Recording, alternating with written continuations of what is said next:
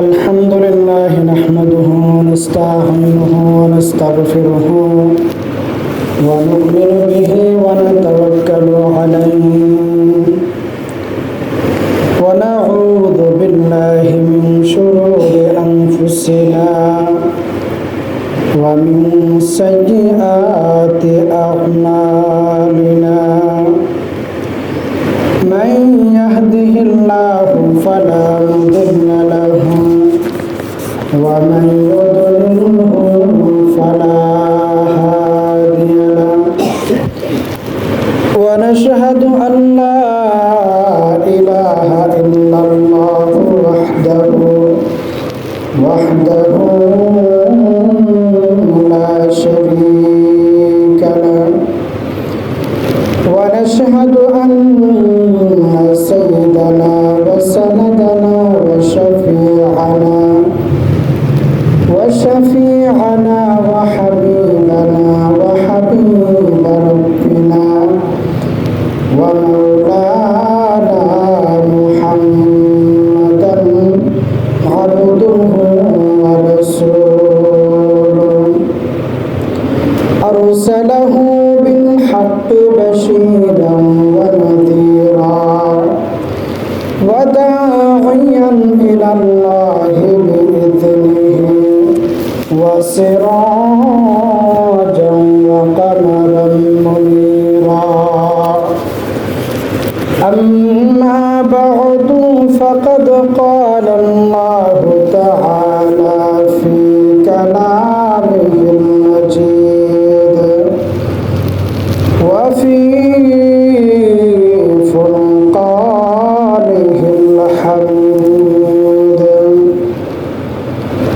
أعوذ بالله من الشيطان الرجيم بسم الله الرحمن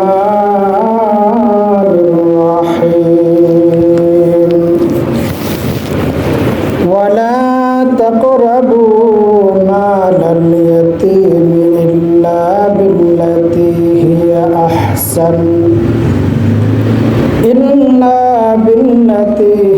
أحسن حتى يبلغ أشده وأوفوا الكيل والميزان بالقسط لا نكلف نفسا إلا وسعها وإذا قلتم فاعدلوا ولو كان ذا قربى وبعهد الله أوفوا ذلكم وصاكم به لعلكم تذكرون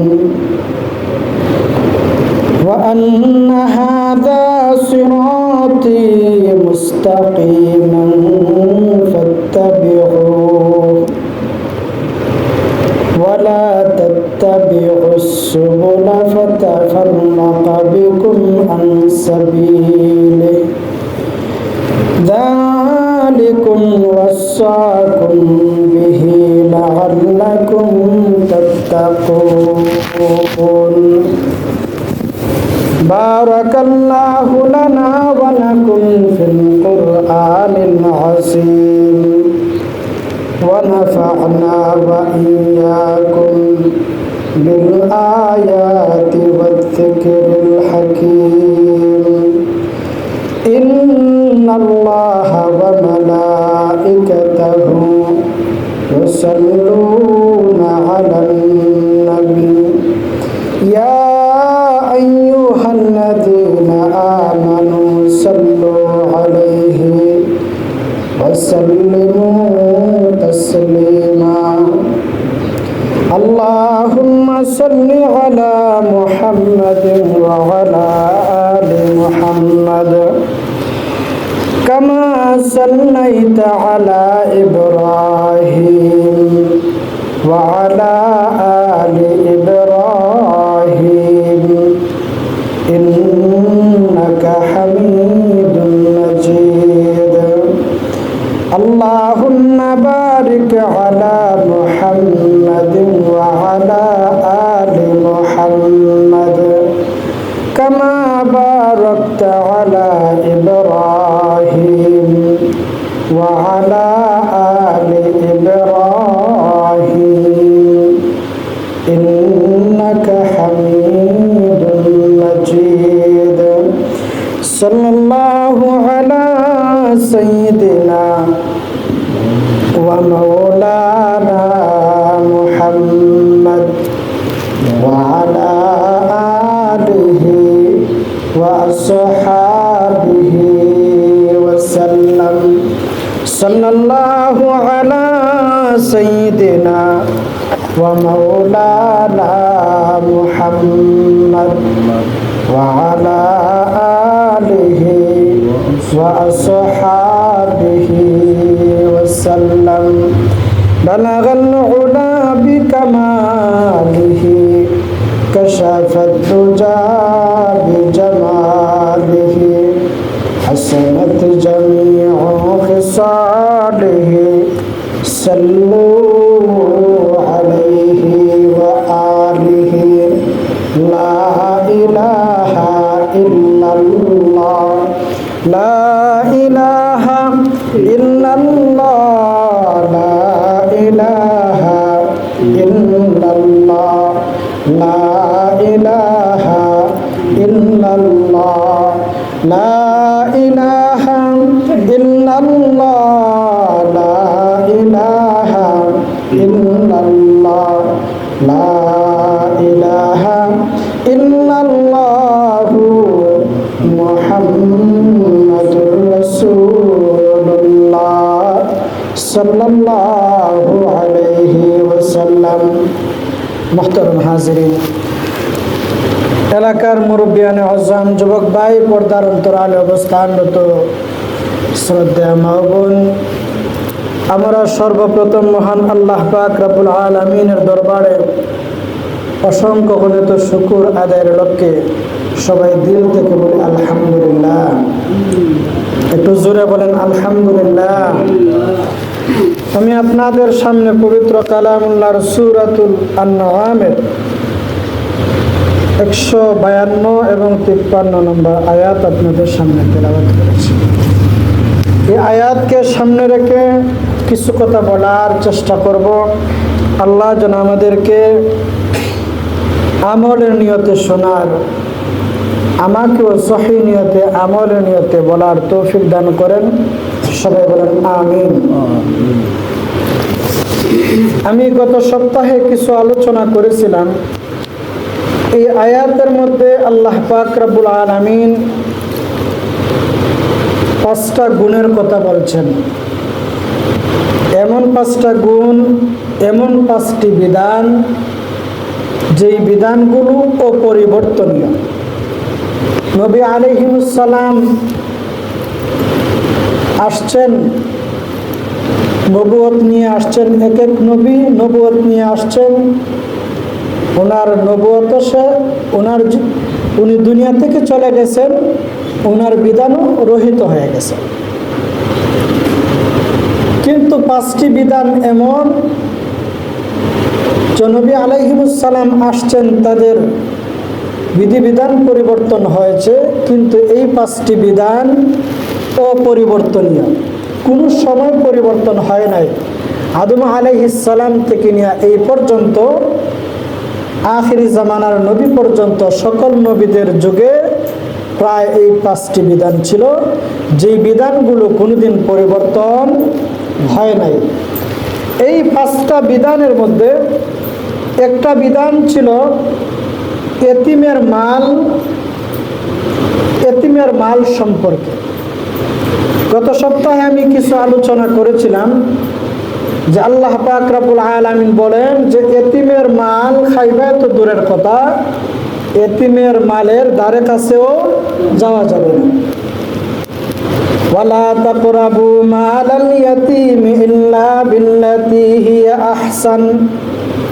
আল্লাহ বলেন এতিমের মালের কাছেও যায় না, এতিমের মালের কাছেও যাওয়া যাবে না। অন্য আয়াতের মধ্যে আল্লাহ পাক রব্বুল আলামিন বলছেন যে যারা এতিমের মাল খায় অন্যায়ভাবে, সে যেন তার পেটের ভিতরে আগুন দ্বারা তার পেট ভর্তি করল। এই বিষয়ে বিস্তারিত আলোচনা মোটামুটি করেছিলাম গত সপ্তাহে। আমরা এই পর্যায়ে আসছিলাম যে এতিমের মাল খাওয়া তো যাবে না, ধারে কাছেও যাওয়া যাবে না। তবে আল্লাহ পাক রব্বুল আলামিন বলছেন ইল্লা বিল্লাতি হিয়া আহসানু হাত্তা ইয়াবলুগা আশুদ্দাহু, তবে উত্তম পন্থায় খাওয়া জায়েজ আছে। কতটুকু? যতটুকু প্রয়োজন। অন্য আয়াতের মধ্যে আল্লাহ পাক রব্বুল আলামিন এই ব্যাপারে বলছেন যে যতটুকু প্রয়োজন। এর ব্যাখ্যায় মুফাসসিরিনে কেরাম বলেন যে এতিমের মাল, মনে করেন কোনো মানুষ তার 2-3টা বাচ্চা নিয়ে রেখে মারা গেছে। এখন এই ব্যক্তির বাচ্চা রেখে মারা গেছে, বাচ্চার মা আছে। এখন কোনো মহিলা যদি মনে করেন যে আমি আর অন্যত্র বিবাহ বসবো না, এই সন্তানগুলার দেখাশোনা করব, লালন পালন করব, এই বিধবা মহিলা এই সম্পদ থেকে, এতিমের মাল থেকে খাইতে পারবে যতটুকু তার প্রয়োজন। এত উচ্চবিলাসীও না, আবার একেবারে নিম্ন পর্যায়ে না, মাঝামাঝি পর্যায়ে তার জীবন ধারণের জন্য সম্পদ, এতিমের সম্পদ খাইতে পারবে। মনে করেন একজন লোক মারা গেছে, তার 2 সন্তান, 3 সন্তান। এখন বাবার সম্পদের মালিক তো তার আওলাদ, আর কেউ নাই। আওলাদ যদি থাকে, আওলাদই মালিক। অন্যান্যরা হয়তো সামথিং কিছু পাবে, কিন্তু মেজরিটি পার্সেন্ট বাচ্চারাই পাবে। এখন এই এতিম বাচ্চাকলের মাল খাওয়া তো যাবেই না, হারাম।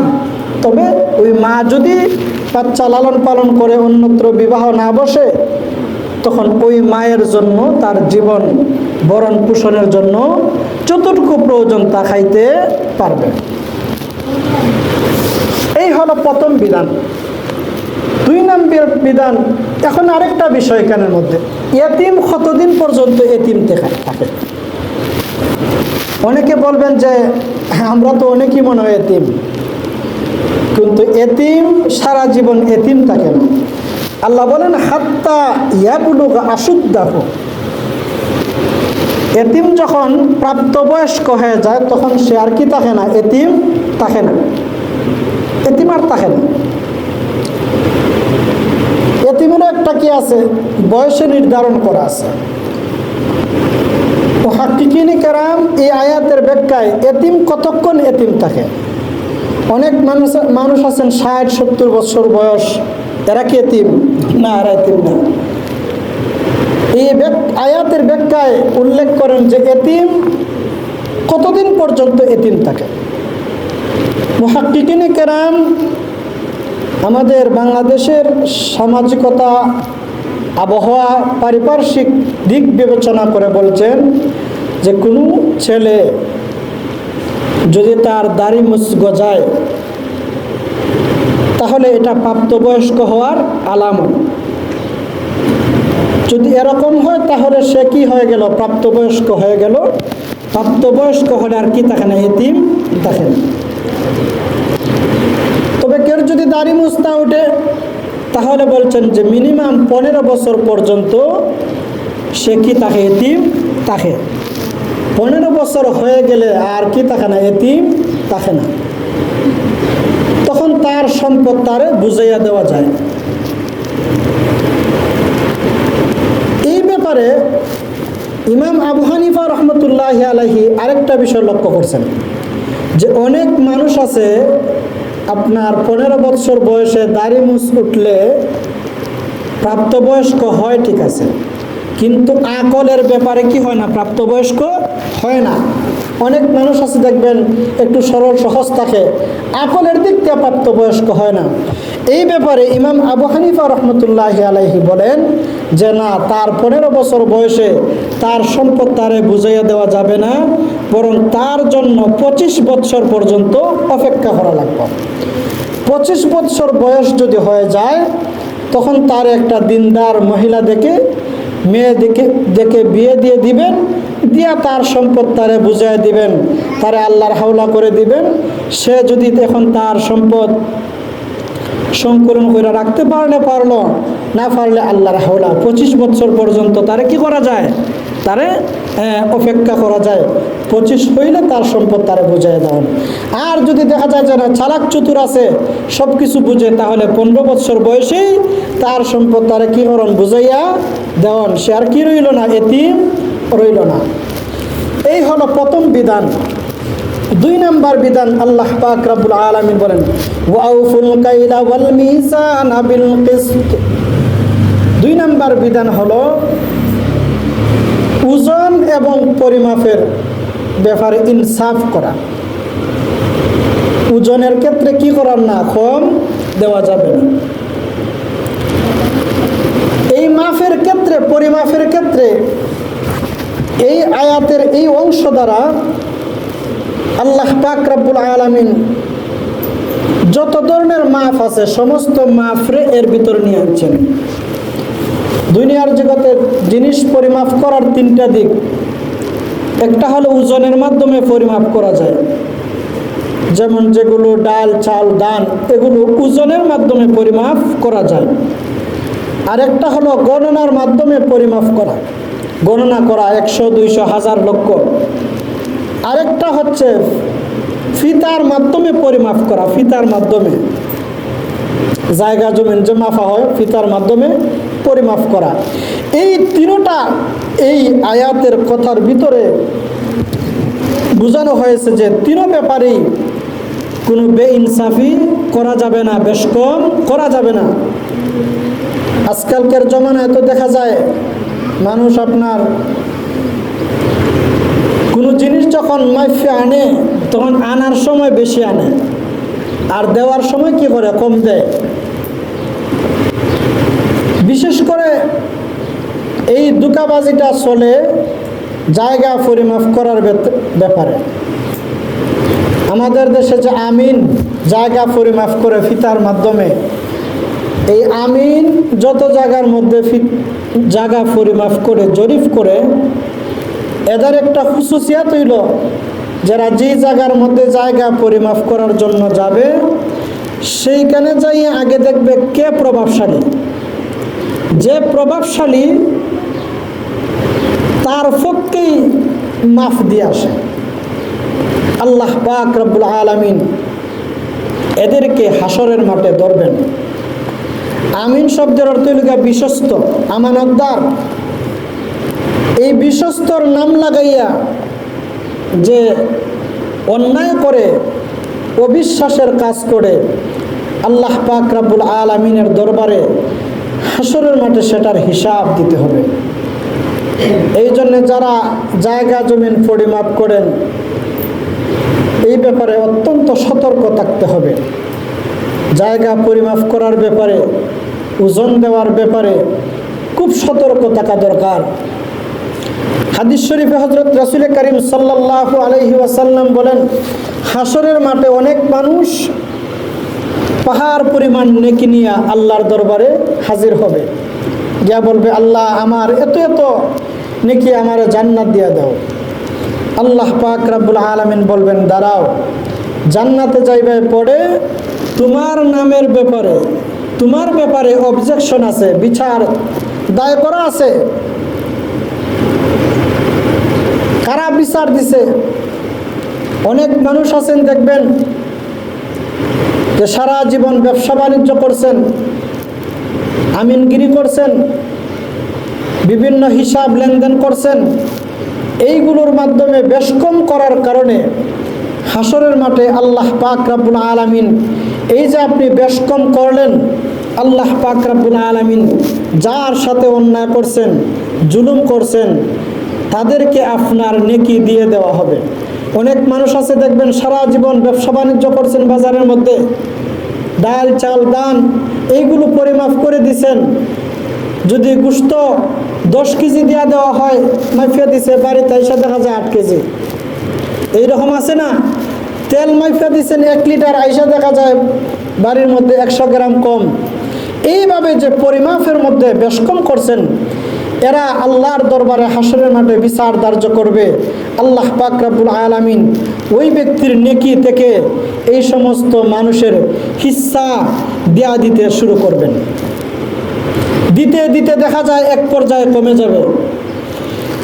কিয়ামতের মাঠে, কিয়ামতের দিন হাসরের মাঠে যেই সকল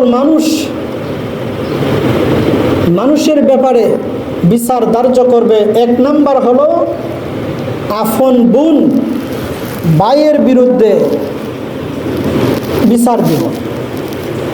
কের বিচার?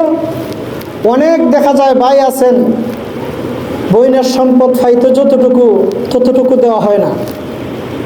ইসলামী শরিয়া মতে ভাই পাবে ডাবল, বোন পাবে তার অর্ধেক।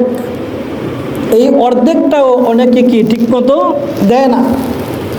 অনেক মানুষ আছে অর্ধেক দেন, ঠিক আছে, দিলেও দেখা যায় ভাইয়েরা কিলেন দামি দামি জায়গা, বোনরে দেন ওই আওয়ারের দিকে বন্ধ, যেই জায়গার মধ্যে দাম কম। জুড়ে বলেন ঠিক না ঠিক?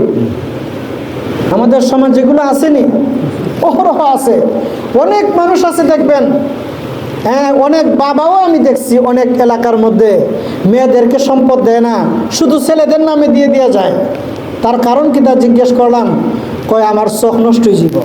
আমার যে সম্পদের একটা শখ আছে, যদি আমার মেয়েরে দিলাই, ছেলেরা দিলে তো আমার দেশও থাকবো, আমার এলাকার থাকবো, আমার থাকবো, আমার ছেলেরা পাইব, এটা বাংতো নাই। কিন্তু আমার মেয়েরা যদি দিলাই, দেখা যাইব কিছুদিন পরে মেয়ে বিক্রি করে লইয়া যাইব কি।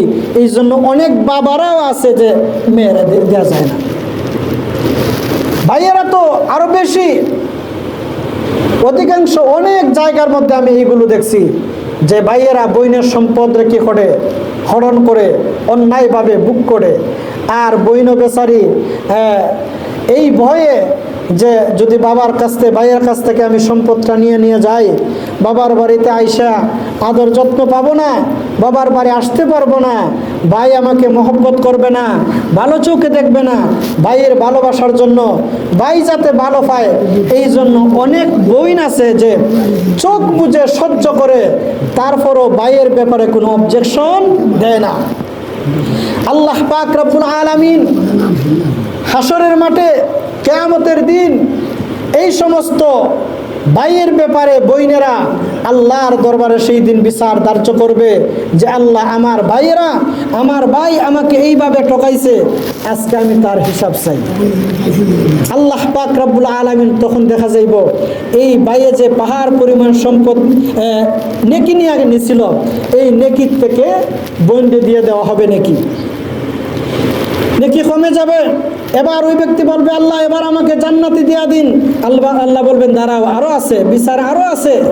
2 নাম্বার বিচার ধার্য করবে আপন মানুষ। আপন মানুষ বলতে কি? একেবারে আপন নিজের স্ত্রীও হাসরের মাঠে কিয়ামতের দিন স্বামীর বিপক্ষে বিচার ধার্য করবে। কিসের বিচার? আমরা অনেক মানুষ আছি, বউয়ের স্ত্রীর মোহর আদায় করি না, নাম ফুটানোর জন্য 10 লাখ 20 লক্ষ টাকা আমরা মোহর দেই। আইসা গল্প করে, হুজুর বিয়া করছি আমি, 10 লক্ষ টাকা কাবিন দিছি, মোহরানা দিছি।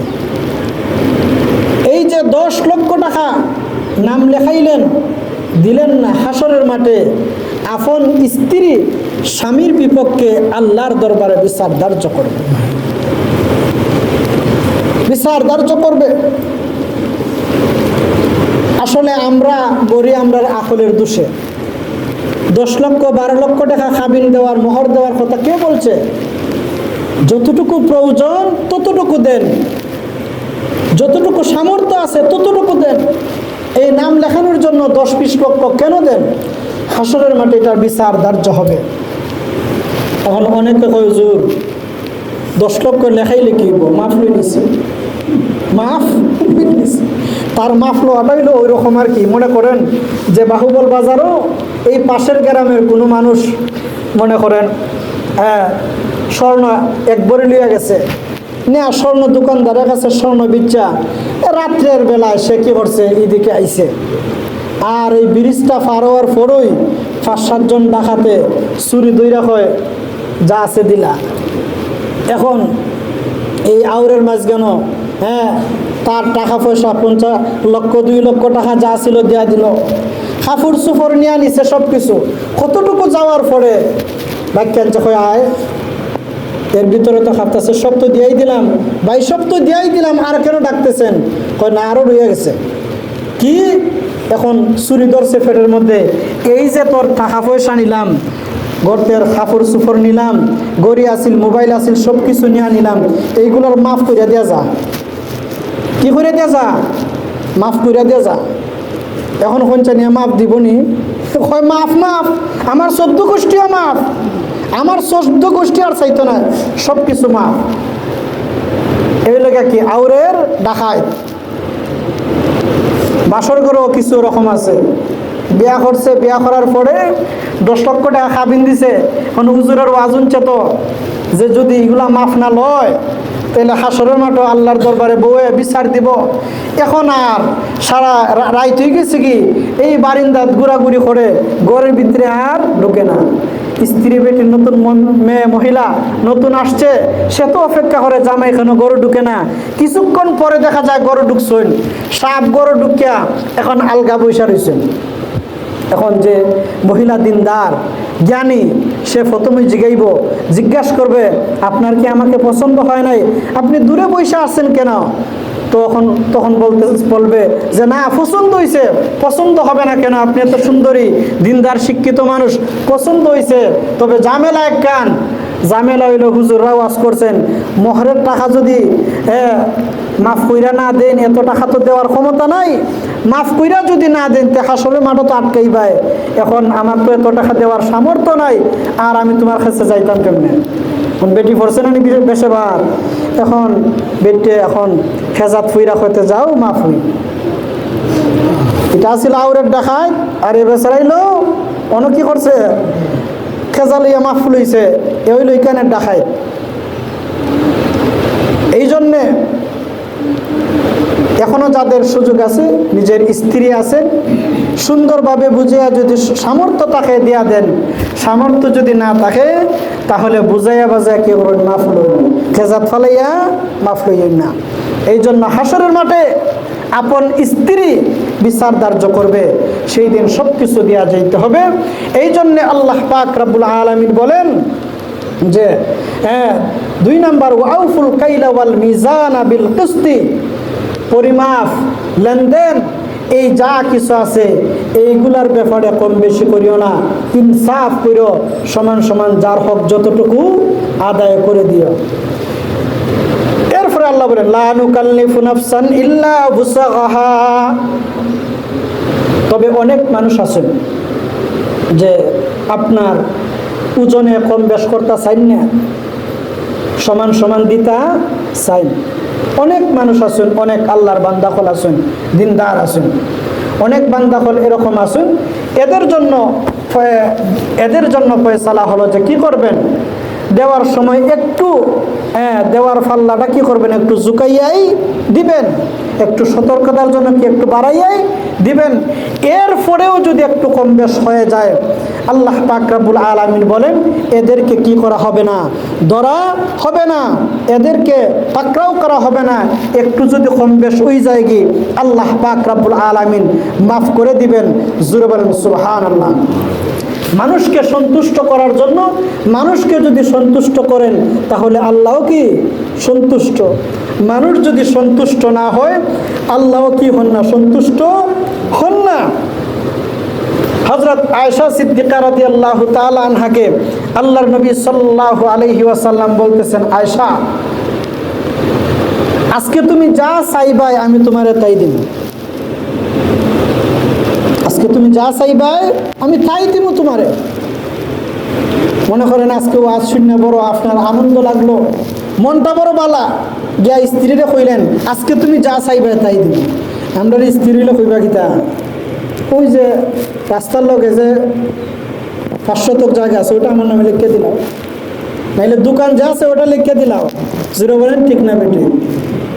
কিন্তু হযরত আয়েশা সিদ্দিকা তো নবীর যুগের মানুষ, হযরত রাসূল করিম সাল্লাল্লাহু আলাইহি ওয়াসাল্লামের স্ত্রী হযরত আয়েশা বলেন, ওগো নবীজি আমার একটু সময় দাও, আমি পরামর্শ করি কি আপনার কাছে চাইতাম। এমন কিছু যদি আমি চাই যেইগুলো চাইয়া যদি আমি ঠকে যাই, এই জন্য আমাকে একটু সময় দেন যাতে আমি পরামর্শ করতে পারি কি চাইতাম এটা পরামর্শ করে একটু সময় দেন। আল্লাহ রাসূল বলেন যাও, পরামর্শ দিলাম। হযরত আয়েশা সিদ্দিকা গেলেন, ওনার বাবা হযরত আবু বকর সিদ্দিক রাদিয়াল্লাহু তাআলা আনহুর কাছে গিয়া বলেন, বাবা আজকে তো নবীজি বলছেন আমি যা চাইমু তাই আমাকে দিবেন, এখন আমি কিটা চাইতাম এটা বুঝতাছি না, এই জন্য আপনার কাছে আসছি পরামর্শ, কোনটা চাইলে আমার ভালো হবে, কোনটা দরকার আপনি পরামর্শ দেন। হযরত আবু বকর সিদ্দিক রাদিয়াল্লাহু তাআলা আনহু বলেন যে আয়েশা আমি তোমার পরামর্শ দেব, তবে শর্ত হইলে একটা, তুমি রাসূলের কাছে যা জানবা সেটা প্রথমে আয়েশা আমাকে বলবা। জোরে বলেন সুবহানাল্লাহ। তাদের মধ্যে জানার কত আগ্রহ ছিল। হযরত আয়েশা বলেন বাবা ওয়াদা করলাম। হযরত আবু বকর সিদ্দিক বলেন যাও, আল্লাহ রসুলকে বলবা যাইয়া যে মেরাজের আল্লাহ রসুল যে গেছিলেন, আল্লাহ রসুলের সাথে আল্লাহর কিছু গোপন কথা আছে। আল্লাহ এবং আল্লাহ রসুলের কাছে এমন কোনো গোপন কথা নিয়ে আছে যেটা রাসূল কোনোদিন বলেন নাই, কেউ জানে না, ওই গোপন কথাটা তোমার কইতা। চিন্তা করছেন জানার কত আগ্রহ। হযরত আয়েশা সিদ্দিকা রাদিয়াল্লাহু তাআলা আনহা বলেন, ওগো নবীজি এমন কোনো গোপন কথা আসেনি যেই কথা আপনি কাউকে বলেন নাই, সেই গোপন কথাটা আমাকে বলেন। হযরত রাসূল করিম সাল্লাল্লাহু আলাইহি সাল্লাম বলেন, আয়েশা গোপন তোমাকে বললে তো আর গোপন থাকে না, তারপরেও আমি যেহেতু তোমার কাছে ওয়াদা করছি আমি তোমাকে বলবো। হযরত রাসূল করিম সাল্লাল্লাহু আলাইহি সাল্লাম বলেন, গোপন কথা হলো ওই কথা যে কোনো মানুষ যদি কোনো মানুষের দিল খুশি করতে পারে, অন্তরে যদি খুশি করতে পারে, তাহলে ওই ব্যক্তির জন্য আল্লাহ জান্নাত তৈরি করে রাখছেন। জোরে বলেন সুবহানাল্লাহ। দিল খুশ করা কত দামি জিনিস, দিল খুশ করা। আমাদের পূর্বসূরি হযরত আল্লামা আব্দুর রহমান রায়পুরী রাহিমাহুল্লাহ, দেওবন্দের ভারতবর্ষের বিখ্যাত আলেম বুজুর্গ ফিরো, এই আব্দুর রহমান রায়পুরী রাহিমাহুল্লাহ একদিন হঠাৎ করে ওনার ফির মারা গেছেন। ফির যখন মারা গেছেন, ওনারও মুরিদান আছে, তিনি ভাবলেন যে ফির যেহেতু মারা গেছেন আর একজন ফিরের অধীনে থাকাটা কি প্রয়োজন দরকার। তখন সময় পীর ছিলেন হযরত রশিদ আহমদ গাঙ্গুহি রাহিমাহুল্লাহ। রশিদ আহমদ গাঙ্গুহির কাছে গিয়া বললেন যে হুজুর আমার পীর সাহেব তো মারা গেছেন জানেন, আমি চাই যে আপনার বায়াতে আপনি আমারে বায়াত করেন, আপনার মুরিদ হয়ে আমি থাকতাম। রশিদ আহমদ গাঙ্গুহি বলেন, আপনি নিজেই তো একজন পীর, আপনার অনেক মুরিদ আছে, আপনারা আমি কি তা মুরিদ করতাম? আপনারা মুরিদ করতাম কি? আপনি নিজেই তো পীর। আব্দুর রহমান রায়পুরী রশিদ আহমদ গাঙ্গুহির দরবার থেকে চলে আসছেন, আইসা ওনার মুরিদদেরকে বললেন, সবাইরে ডাকছেন, ডাইকা বললেন যে আজ থেকে আমি যে তোমরা বায়াত করছিলাম, আমরা বায়াত নিয়ে নিলাম, আমি নিজেই তো মুরিদ হওয়ার যোগ্য না, তোমরা ফির বানাই কেমনে?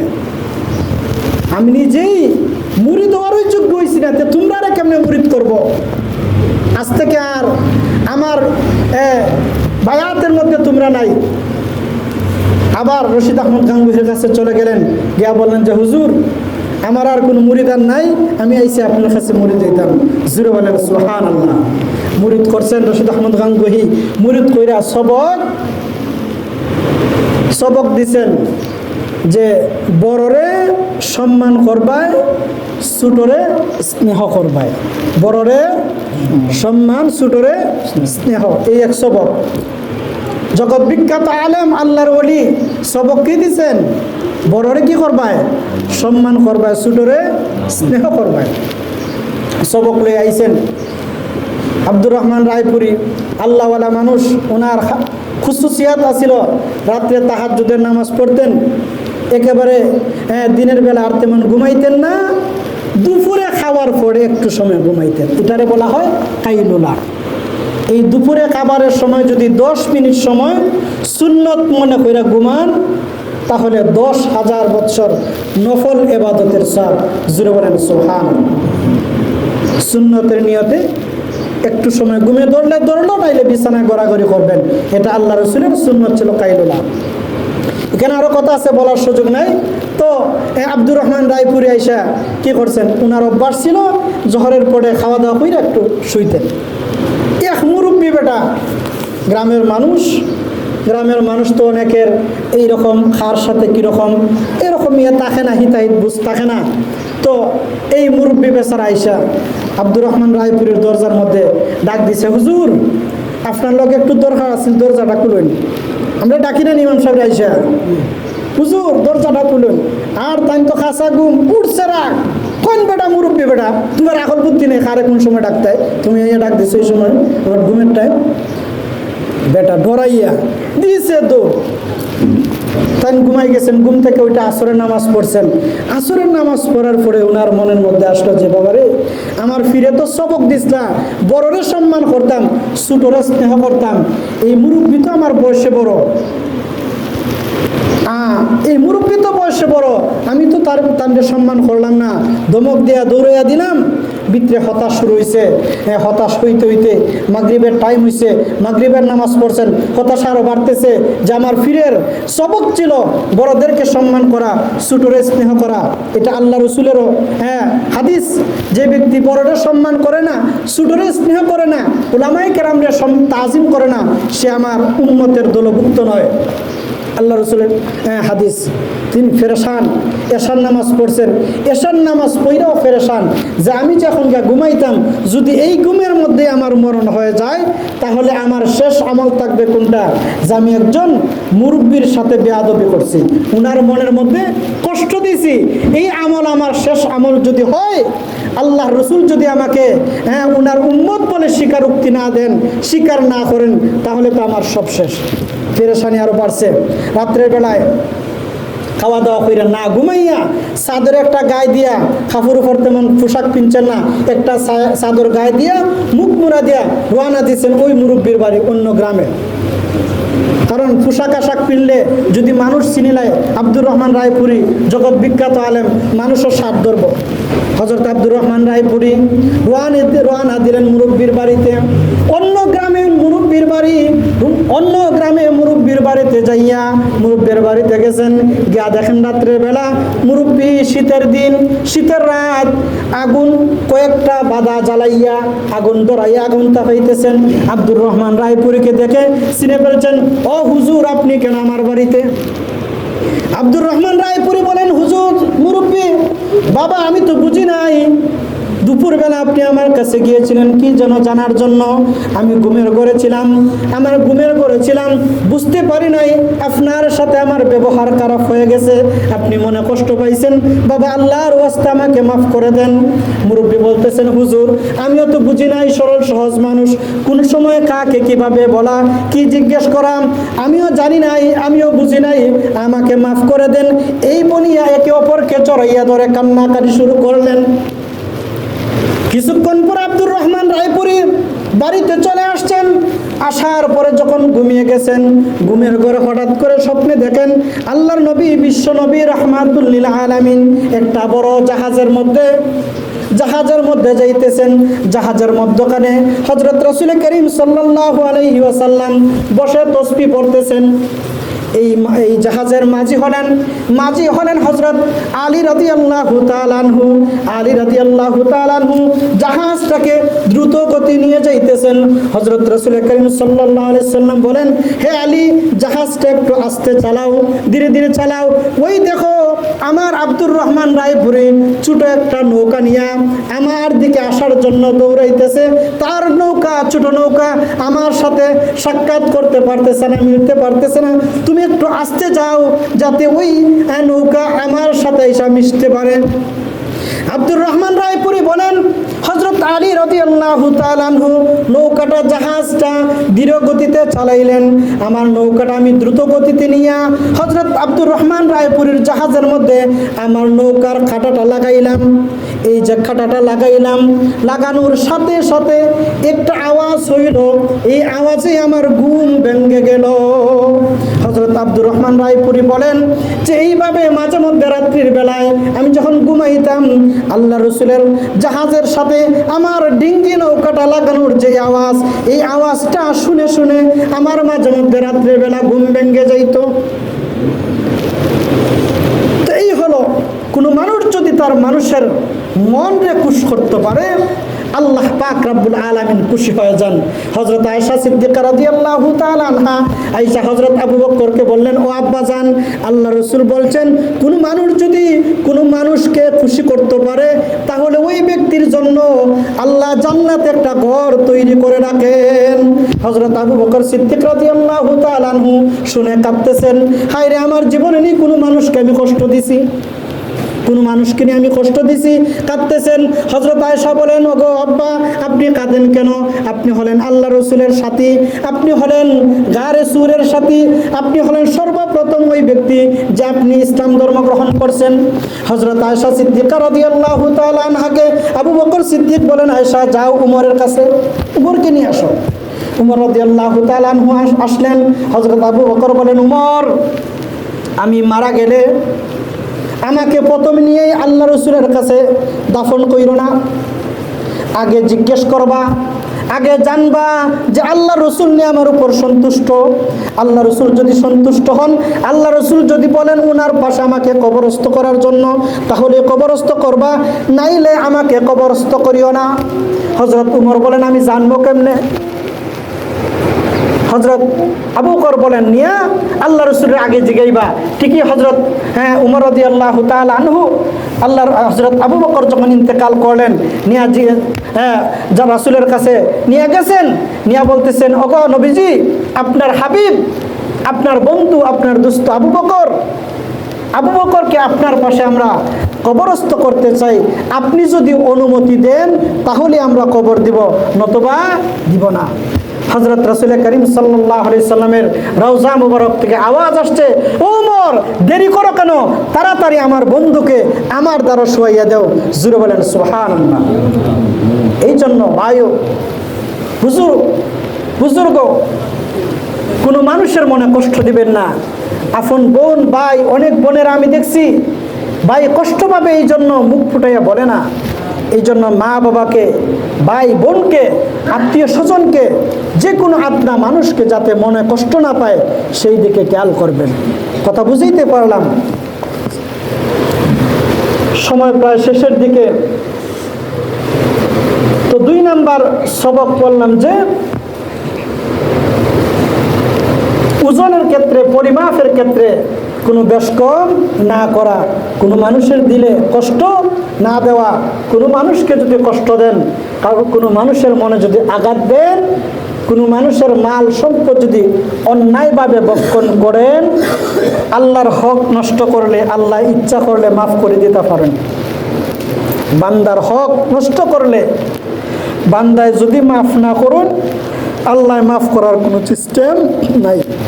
আপনি একজন মানুষকে অন্যায়ভাবে গালি দিয়ে দিচ্ছেন, ক্ষমতা আছে একটা থাপ্পড় মারি দিচ্ছেন, ওই ব্যক্তির মনে যদি কষ্ট আসে জান্নাতে যাইতে পারবেন না।